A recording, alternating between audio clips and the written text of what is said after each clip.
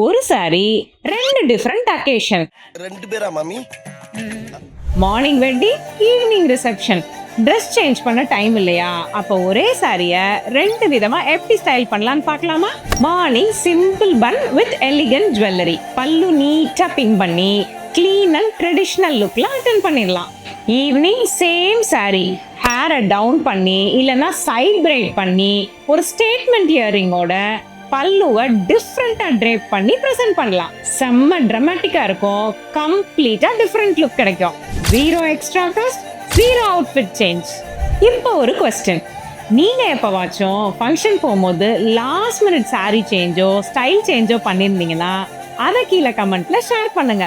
உங்களோட ஃபன்னியஸ்ட் மொமெண்ட்டை படிக்கிறதுக்கு நானும் இன்ட்ரெஸ்டடா இருக்கேன். Save this video for your next function.